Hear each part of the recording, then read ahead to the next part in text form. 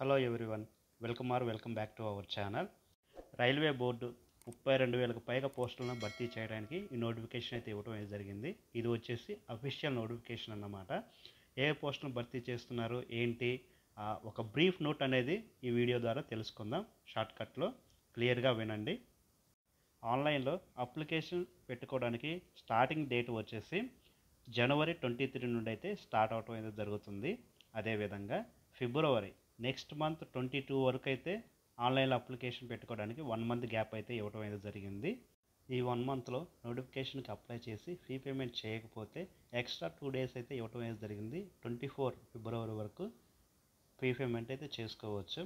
అలాగే ఏమైనా అప్లికేషన్లో మిస్టేక్ ఉన్నట్లయితే ఫిబ్రవరి 25 నుండి మార్చి 6 వరకు అయితే డేట్ అనేది ఇవ్వటం అయితే జరిగింది. ఈ టైంలో మీరేమైనా మీ అప్లికేషన్లో మిస్టేక్ చేసి ఉన్నట్లయితే అప్లై అయితే చేసుకోవచ్చు అన్నమాట.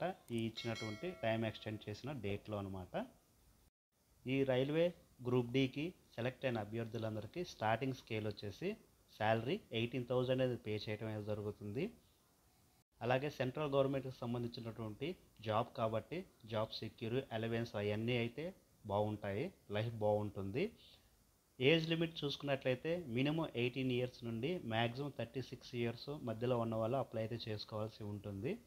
టోటల్గా 32 వేకెన్సీ అయితే ఇవ్వడం అనేది జరిగిందనమాట.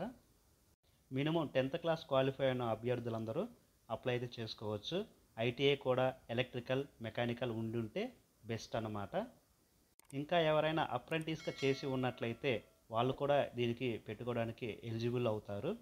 ఈ నోటిఫికేషన్కి అప్లై చేయడానికి ఉండవలసిన డాక్యుమెంట్స్ డీటెయిల్స్ చూసుకున్నట్లయితే మొబైల్ నెంబర్ ఉండాలి, వ్యాలిడ్లో ఉన్నటువంటి ఈమెయిల్ ఐడి ఉండాలి, అలాగే క్యాస్ట్ సర్టిఫికేట్ అనేది ఉండాలి, పాస్పోర్ట్ సిగ్నేచర్ అనేది అప్లోడ్ అయితే చేయాల్సి ఉంటుంది. ఈ గ్రూప్ డికి అప్లై చేసిన అభ్యర్థులకి సిబిటి టెస్ట్ అయితే ఉంటుంది. అది కూడా 90 మినిట్స్లో ఉంటుంది. జనరల్ సైన్స్ 25 మార్క్స్కి, అలాగే మ్యాథమెటిక్స్ 25 మార్క్స్కి, ఇంటెలిజెన్స్ వచ్చేసి 30 మార్క్స్కి, జనరల్ అవేర్నెస్ కరెంట్ అఫైర్స్ వచ్చేసి 20 మార్క్స్కి అయితే ఇవ్వడం అయితే జరుగుతుంది. టోటల్గా 100 మార్క్స్ అయితే ఉంటుందన్నమాట.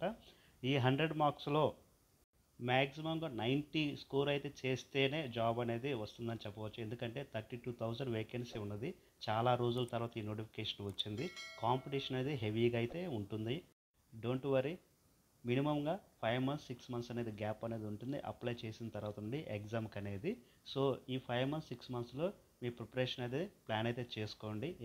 ఈ సిబిటి ఎగ్జామ్లో క్వాలిఫై అయిన అభ్యర్థులకి ఫిజికల్ టెస్ట్ అనేది కండక్ట్ చేయడం అయితే ఉంటుంది. మేల్కి ఫీమేల్ క్యాండిడేట్కి సపరేట్గా ఉంటుంది.